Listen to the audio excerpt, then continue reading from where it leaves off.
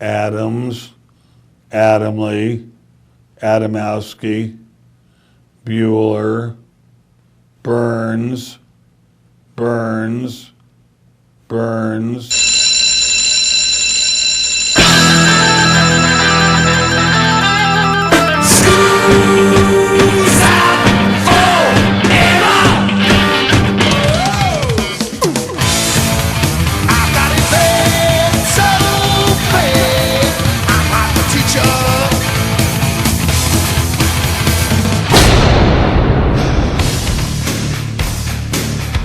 It's time for school, Rock School, with your hosts, Dr. Joe Burns. Talk to me about pay for play. There used to be a bit of this, but it seems to be the way of the business now. Do you run into that? Oh my God, I'm running into it. I'm kissing a brick wall right now. Class is in. This is the Rock School Radio Show. My name is Joe Burns, and we are in the midst of our extended summer show. We do one each summer, and this time around we're doing interviews. 4 interviews in a row. If you didn't catch last week, we talked with author Greg Renoff about Van Halen. This is show number 2 of 4. And for today's show, we're going to be talking to guitarist Joey Sykes. Joey Sykes is a working musician, and he's going to talk to us about his new album, Classic New Rock. He's also the rhythm guitarist of the Babies, and what's going to be wonderful about today's interview, he's going to talk to us about what life is like for someone who works professionally in the music industry. We talk a lot on Rock School about royalties and about how it is for someone who's attempting to make a living in the industry. Well, Joey Sykes is actually in the industry. This is his profession, and he's rather open and rather candid about what the world of music is like. And you get to hear some great music from the man. So, for an hour today on our extended summer show, number 2 of 4 interviews, it's an hour with Joey Sykes on the Rock School Radio Show. So Joey Sykes on the phone, and first of all, let's start this off with a congratulations on the new album, Classic New Rock. Now, I listened to the whole thing through today and enjoy it. Tell me, how is it being received? Well, thank you, Dr. Burns. Can I call you Dr. Burns? Just call me Joe. I only force my students to call me Dr. Burns. Right. Well, thanks, Joe, and I appreciate you getting through the whole album. I know these days people have they maybe get into a couple of songs and then, do something else. So I appreciate that. So how is it being received? What do people think of it? I feel like people, I think the key is giving it the time. I mean, if you give it the time, because I think it's a very diverse record, so I think in order to give it the proper, critique or review, I think you got to really listen to every song. And the people who do that, especially some of the people who have written reviews on it that I feel really got it, you could tell that they listened to the whole thing because they cited moments from, song 1 to song 12 or whatever. So I feel like the reviews are really good, so I'm happy about it.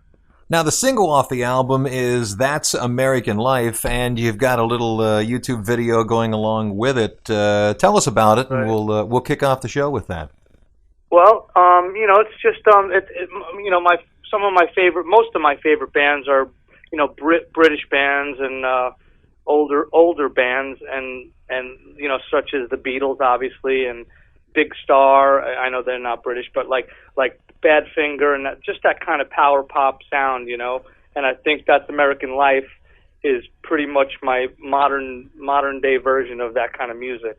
And lyrically, it's just basically saying that, sometimes there's a lot of negativity in the news and in the world, and the fact that we're living in America, you should be grateful because anything can happen pretty much at any time, and everyone kind of has a shot in their own way, and that's kind of what the lyric says pretty much.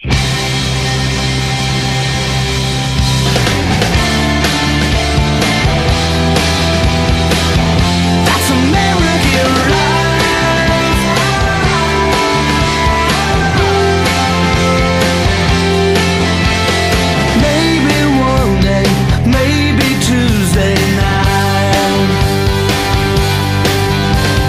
History will change before your eyes.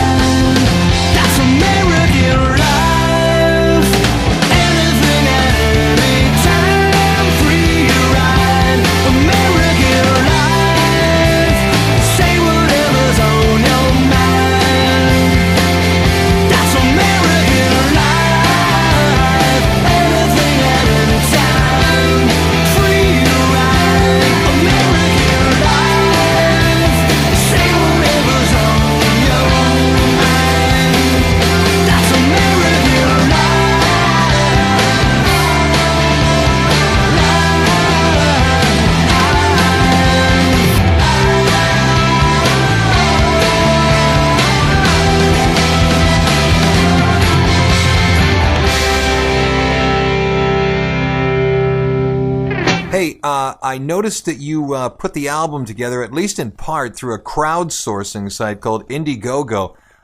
What is that, and why IndieGoGo rather than sort of something better known, sort of Kickstarter, GoFundMe, that kind of thing? Well, when I did it, I didn't have that much knowledge in those crowdfunding, which ones would be the best ones to use. So the reason why I went with IndieGoGo is someone told me that you can keep whatever money you raise, as opposed to some of the other ones where if you don't reach your goal, the money goes back to the people who contributed. So I figured if I just set it at a certain, reasonable price, that if I even got close to that, it would be very helpful for me to do the record the right way. And it worked out like that because I really wanted to do it the right way. I wanted to print up vinyls. I always wanted to make a vinyl record in my career, and I never got a chance to. So I printed up 100 vinyl copies, which I'm really happy about. It's white vinyl, so it's kind of like my white album, and it's that was really cool. And I printed up a bunch of shirts and obviously hard copy CDs, and so that the crowdfunding really helped with that for sure. Tell me why your remake on the album was the Raspberries Go All the Way, and I should tell you before you answer, I grew up in Cleveland, so these guys were heroes to me and my friends. Yeah, why the Eric Carmen tune?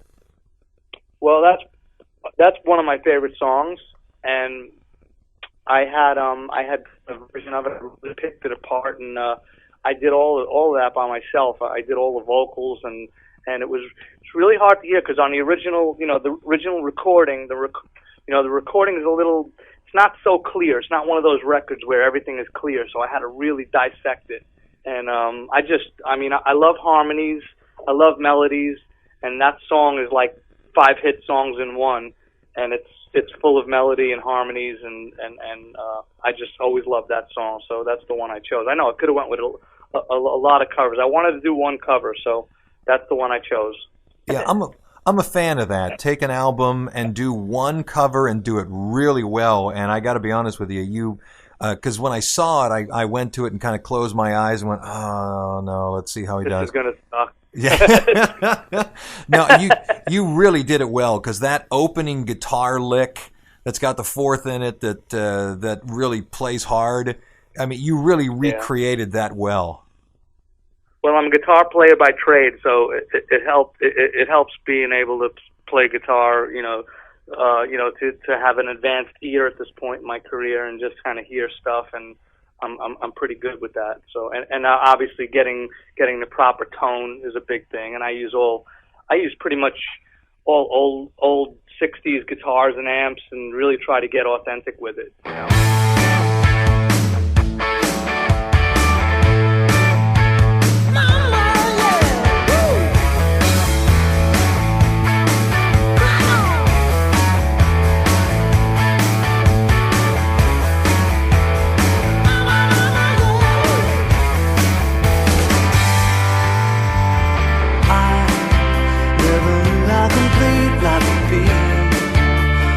Kissed me and said, baby, please.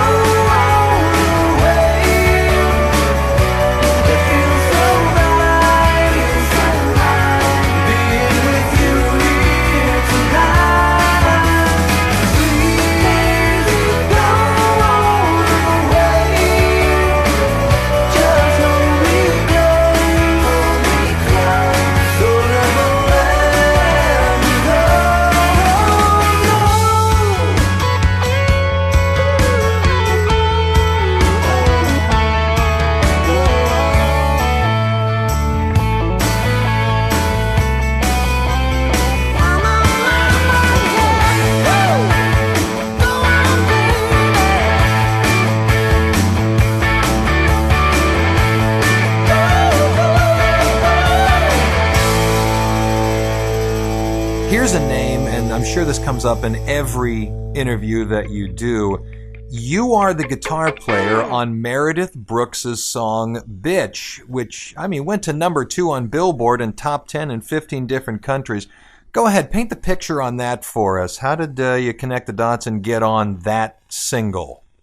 Okay, well, let me clarify that one. I was her touring guitar player, so I didn't play on that record. Okay. Well, so I want to set that straight. You'll get someone pissed off at me, but but you touring, showed up on everything. Every time she was shown playing, that's you. Yeah, well, the live stuff, we did a lot of stuff. A lot of my bucket list stuff was done with Meredith Brooks. And that was from an audition. Like I was a straight audition, so it was like kind of a cattle call. And I think my background vocals got me the gig because I'm really have a strong voice for harmonies and stuff. And I did all of her female harmonies and sang with her and did all the guitar parts as well. And so I think that's what got me the gig. But with that band, it was crazy because my childhood dream coming from New York was to play Madison Square Garden, and we got to do that. We opened up for the Eurythmics, and that was just like, it doesn't really go anywhere after that. So for me, it was like, Madison Square Garden, Staples Center, Jay Leno, and a bunch of TV shows, and the band itself even was just incredible. It had Will Hollis, who's in the Eagles. He was the keyboard player. Herman Matthews was the drummer, and he's from Kenny Loggins to Richard Marx to Tower of Power, and just the band was just incredible. So that was a really, really nice time. So do me a favor, again, paint that picture for us. You're a kid from New York, and there is only one, venue, and that's, MSG, Madison Square Garden.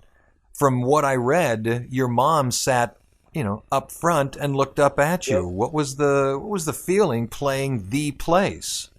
Like when you're a kid coming from New York, probably from most places, but especially from New York, I started playing guitar when I was like, 9 years old. So my whole life has been guitar. So when you're a kid, you kind of kid around. You say like, one day I'm going to play Madison Square Garden, and then everyone would just laugh because no one kind of really takes it serious, So those kind of moments came to mind when the tour manager said, we're playing your hometown, because I was living in California at the time, mm-hmm. And they said, we're playing your hometown, and I was like, where? I was all excited, and that's the one that was in my head, but I didn't think it was going to happen. Maybe it was somewhere else, and they said the Garden. I said, oh my God, it's crazy.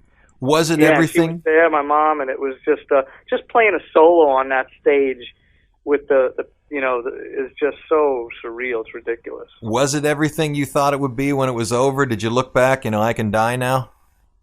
Yeah, it was. I'm just glad I had a chance to do it because even I have a lot of friends who are pretty famous, and some of them we always kid around and say, yeah, man, you got me beat. I never played the Garden. I've been hitting pretty hard lately. I'm a professor by trade, and I do a lot of look into how people are paid, how the music industry has moved to streaming and such. And let me set up a question here and see if I can sort of pick your brain about it. Sure. You're an established guy. You, as you've just said, you played MSG, Madison Square Garden. You're a known name. We're going to talk about your time in Nashville. You've been your songs have been in movies. You've been in television shows. However, your last album was a crowdsourcing event to get the album. What is the business like right now? Right. Tell me. Well, it's by now I think everyone kind of knows the problem, but I guess there are still certain people who don't really understand, maybe because they might be of a certain age that don't remember anything else. If you're 20 years old, you kind of don't, or even less, even 15 or something like that, you kind of don't remember what it was. So it's they may look at it and go, well, what's the problem? When you explain to them how you just feel entitled as a music fan in 2016 to just receive the music, whether it's throw on Spotify or something like that. And it's almost an entitlement, but it's not something I can blame you, kids, or whatever for, because they just don't know the other end of it. So to try to get them to get with the plan of like buying a CD or buying an album or even downloading every song on iTunes, which is, $12 or so, even that sounds like something that they'd be like, why would I do that? I'll just put on Spotify or I'll go to YouTube. And so it's just a model that's really,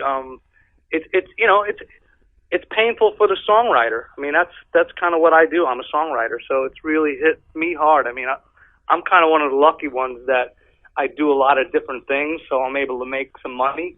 But it's really hurt the songwriter, and deals aren't there like they used to be.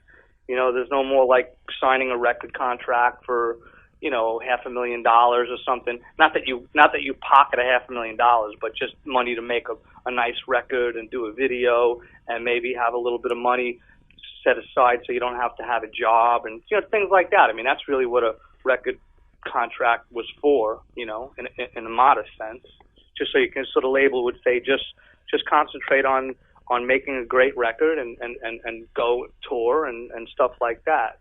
So it's just different now, that's all. I mean, I don't really know I don't want to bash it, but I also got to call it what it is, so I don't know. We need to take our first break here on the Rock School Radio Show. We'll be back in just a moment talking to Joey Sykes and hearing music from his new album, Classic New Rock. Back in a minute here on Rock School.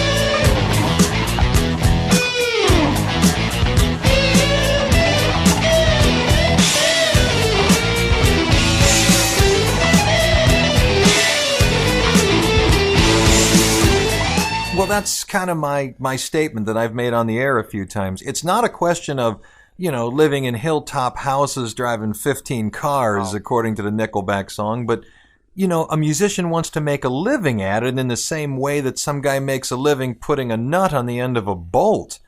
Can it be done? For me, it hurts a little bit because, to be honest with you, I'm such a music freak. Like, I do nothing but music full time, whether it be making my record or playing with the babies or developing a young 17-year-old and just, opening up my studio and writing songs for that artist. And so I do nothing but music. So for me, and I'm not saying I'm the only one, I'm sure there are thousands like me, but like for me, who's so passionate about doing something good, like making good music. You'll never hear anything that comes with my name on it if I didn't personally think that it was good. Whether it's rock or whether it's something else I did or whether it was a song I wrote in Nashville, at least if my name is on it, I guarantee you it's at least good. Whether it's really good or great, that's subjective. But so I'm in it for the right reasons, I feel, and I put my time into it and I really try to do a best job I could do no matter what I'm hired to do and that's where it gets a little painful because you never get a chance to explain that. I mean, I'm on your show and maybe some people will hear that and think about it, but you can't go through your life explaining that and no one wants to hear it anyway. So it's just a little weird, but you gotta go with it and make something out of it.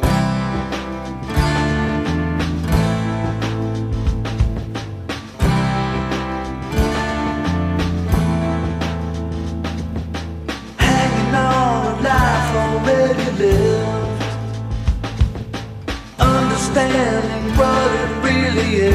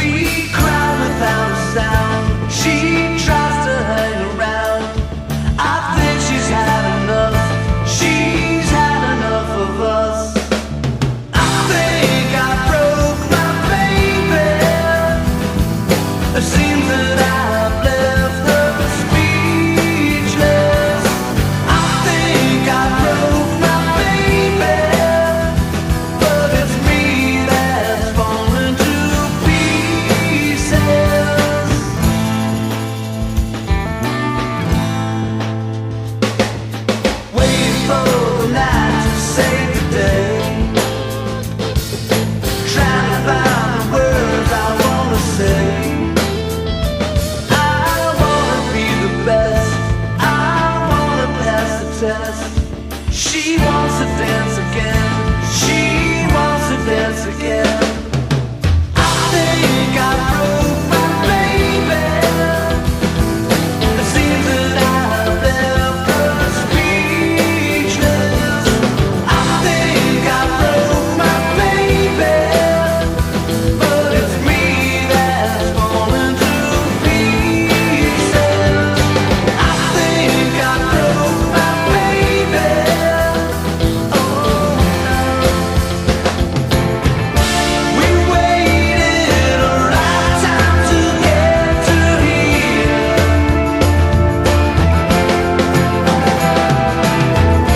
We tasted the good life and dropped some tears, only to count the years.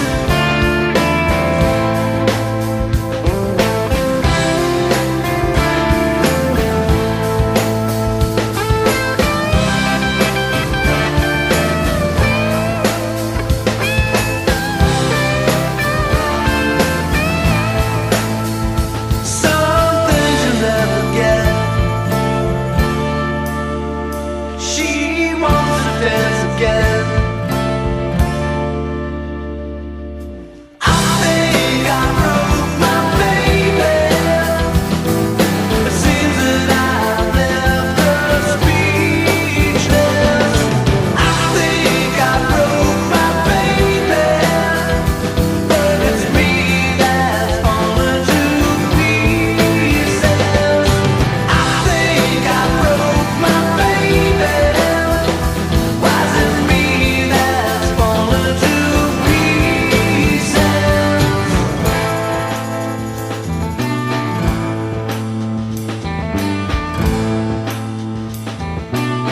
Well, let me ask you this question. You know, you talk about music being good, and that's the thing. So many people, you know, like you, are knocking themselves out to make good product, to make good music, and they're doing it. I work at a radio station, and I see the music. It's just piling in, but I also see all the students at my university, like you say, Spotify and earbuds in with the telephones and such. It's not even iPods anymore. There is no separate entity to play the music. Here's a question I have for you. Do you believe music even has any intrinsic value anymore, or should it all be free in the eyes of the customers? Well, you know, it is what it is, so you can't really say whether you agree with it or not. That's just the way it is. The problem where, you know, like you could say like, well, okay, well, you should be performing your music, go around the country and play for people and have an interaction with the fans. And yeah, I agree with that, but who's going to pay for that? Who's going to pay for a band to go, you know, hotel rooms and flights, or just even getting in a truck or a trailer or whatever? I mean, so then you're stuck with putting your music out that people are listening to, and maybe you'll get a couple of fans here and there. And then what? You really want to play. Everyone, a million people want to play, want to go out and tour, but the money has to come from somewhere. So I don't know. I don't know the answer to that question. I don't know if there's any value in it or how people look at it. For me, music is everything. Music has been my life. It is my life, and I don't see enough of that feeling, that hardcore feeling, like I have, and I think you have, and I know a lot of people who have it, but I don't know. I don't know where the value comes in these days, honestly.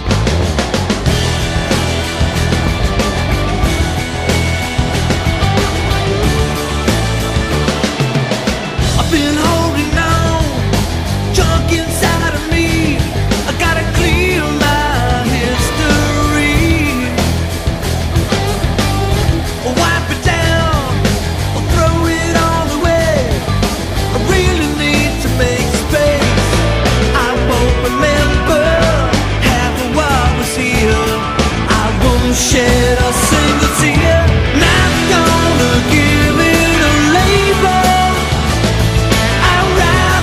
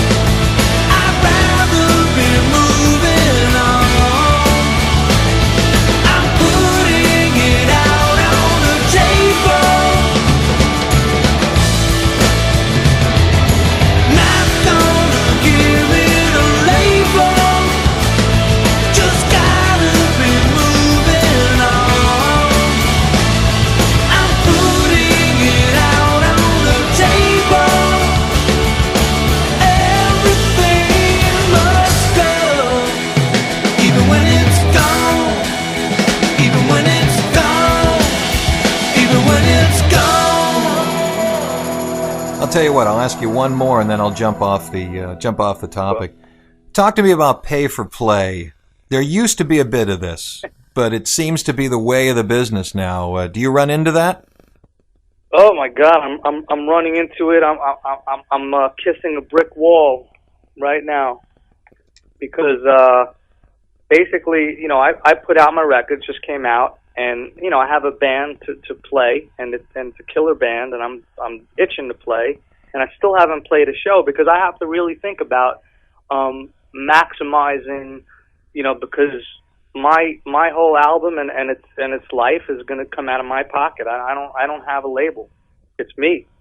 So like, for example, pay to play. If you have to promise that you'll play a nice venue and promise that you're going to draw 100 people, let's just put out a number, and they're gonna give you that many tickets and almost sell them to you.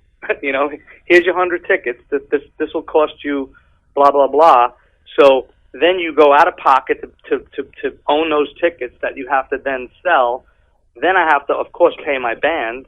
So it becomes, that's where the pay to play comes into play, and it's usually you lose money. I mean, I'll sell some records and shirts and stuff like that, and the venue will pay me a little bit of money probably, but that's where pay to play.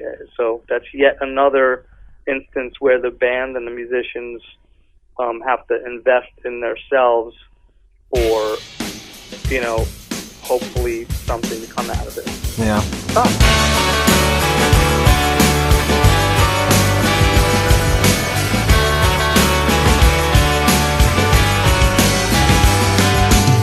I've been underrated, criticized the label, been suffocated, the joke at the kitchen table.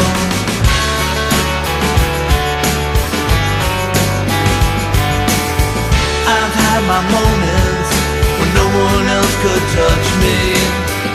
The king of nothing, the leader of the lonely. So many places to hide,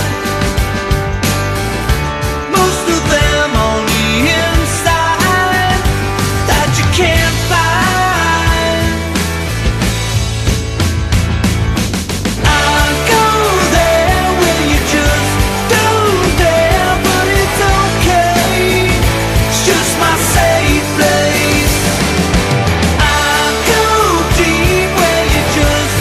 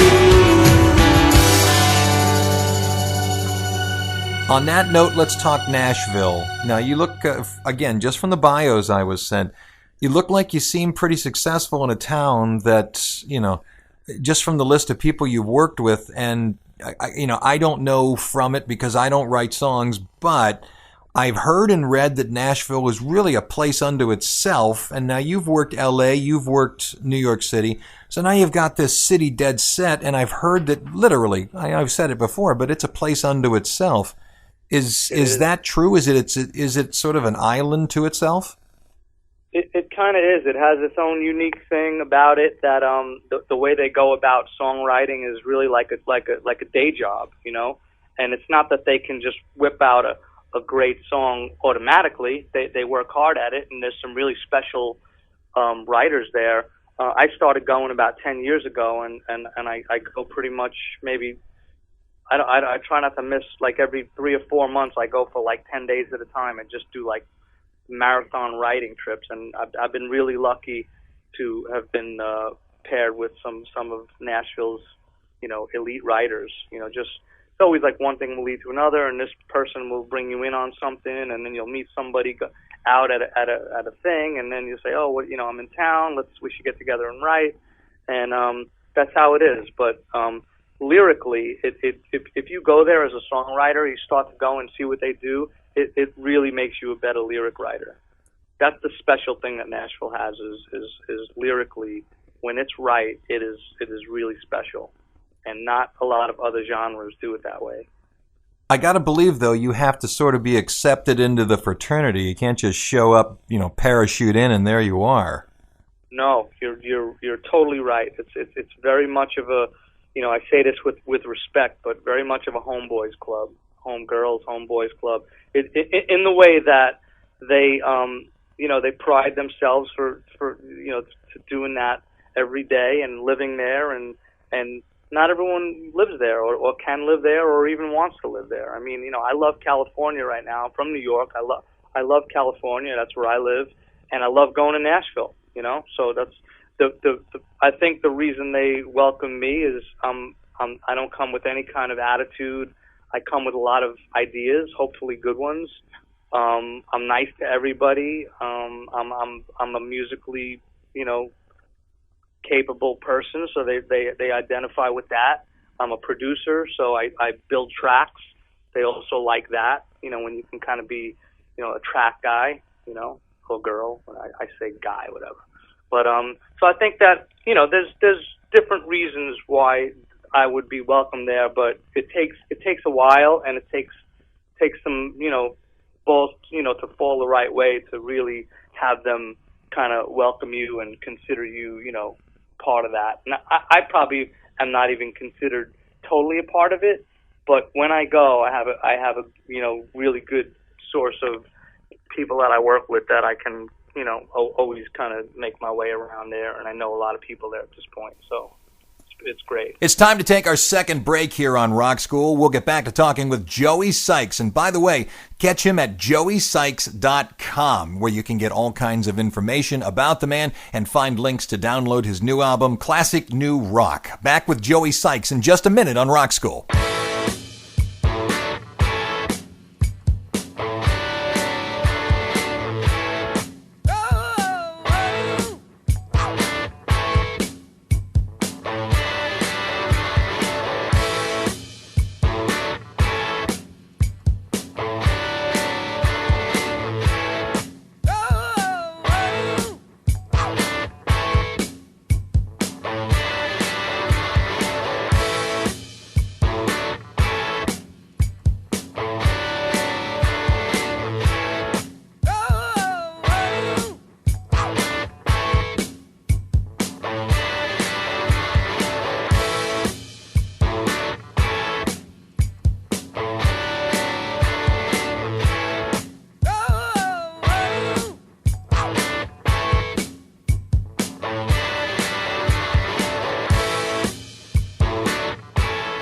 Well, let's move along. You are the rhythm guitarist of the newly formed Babies. Wally Stocker and Tony Brock are back with... How crazy is that? Yeah, they're out. Can you believe that? How about that? You are with a band that serious hits. Tell me about playing with the Babies.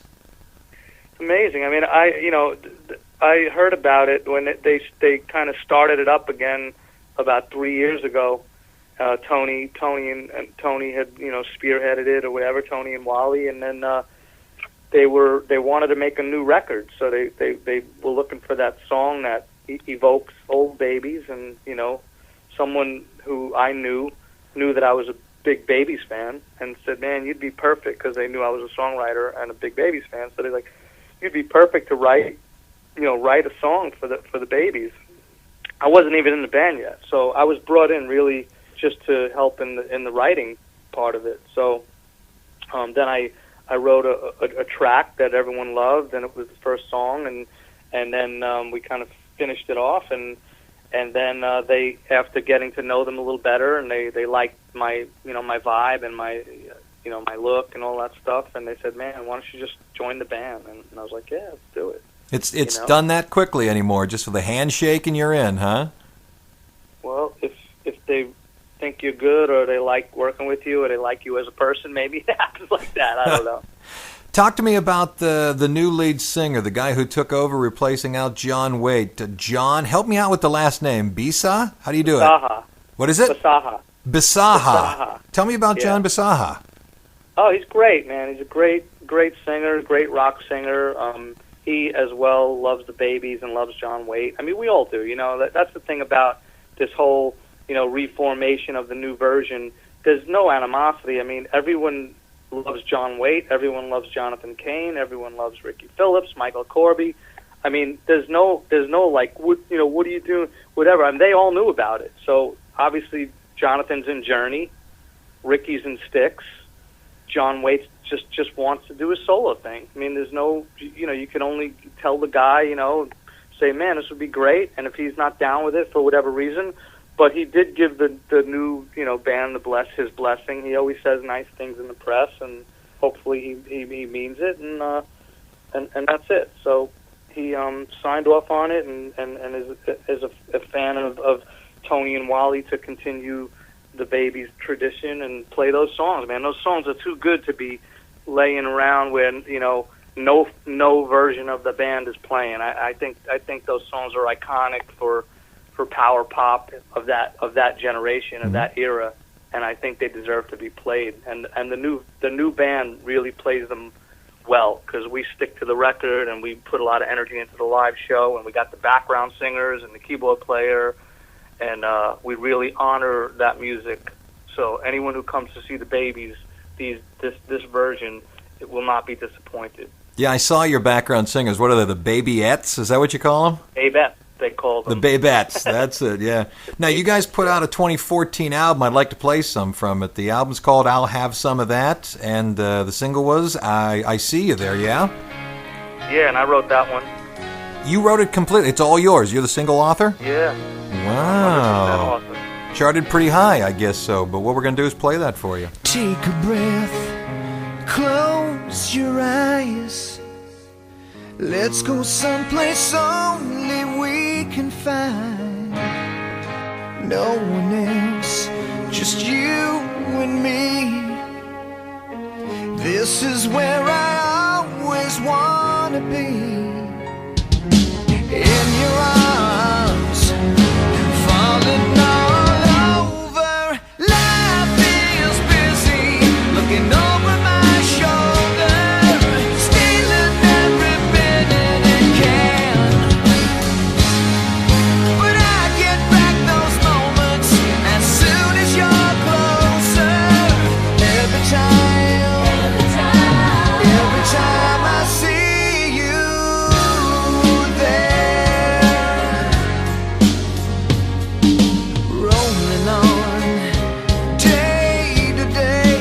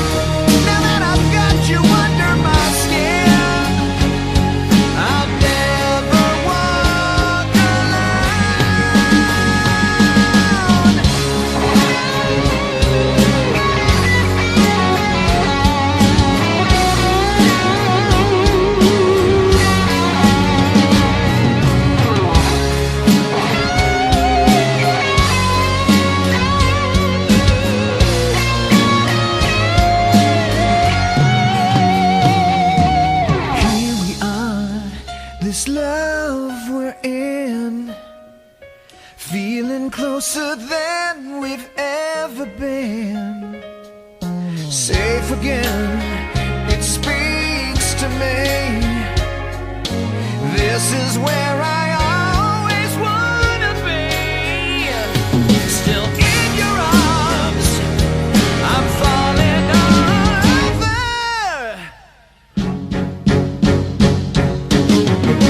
Life is busy, looking over my shoulder, stealing every minute it can. But I get back those moments as soon as you're closer.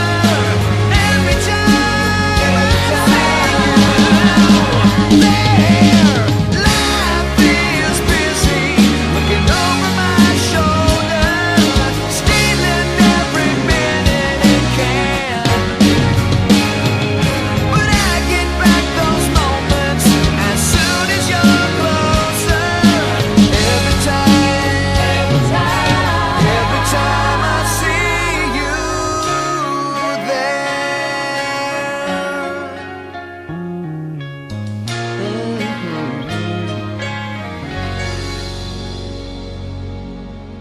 Tell me about what you see in your future, and then tell me about what you see as the future of the music industry. First of all, where do you think your future is? Are you just going to keep doing what you're doing? You looking good? Oh yeah, I'm a lifer, and like I said, I mean, I'm music all the time, whether it's producing, writing, or performing. So I'm gonna do one of those three things at all times, and you always gotta hope that somewhere along the lines you're gonna have a hit. I still haven't had a hit. That's the one thing I'm missing. Like I have a great resume, and I've had a fortune to play with a lot of great musicians, legendary musicians. Even on my record now that I just put out, you know, Kenny Aronoff, he plays drums on That's American Life, and he's he's a legend. Okay, man. Handicap the music industry. Where's it going? What's the future? Man, that you got me on that one, because every time you think you know something, a curveball comes in, and you don't know what to make of it. I really don't know. I mean, the whole downloading and free downloading thing started so long ago at this point. When that happened, I was like, I don't know what this is, but I'm sure they're going to figure it out, and it never happened. And I don't know. I think like streaming obviously is a big part of it. Just would be nice to figure out how to come to a happy medium where people can stream and songwriters can get taken care of a little bit and find it motivating to make it a career. Because I feel like there's a lot of potentially great writers and great minds who might not go into this field because they just get discouraged by what kind of business is that. So I think you end up alienating people who could potentially be really great. Yeah, I get it. Well, do me a favor. When you have your hit, Joey Sykes, do me a favor. Remember, you were on this show first. Come on back. Colin. Yeah, good. Thank you so much for talking to us. I so appreciate it. Thank you, Joe. Appreciate it, man. And I'll talk to you soon.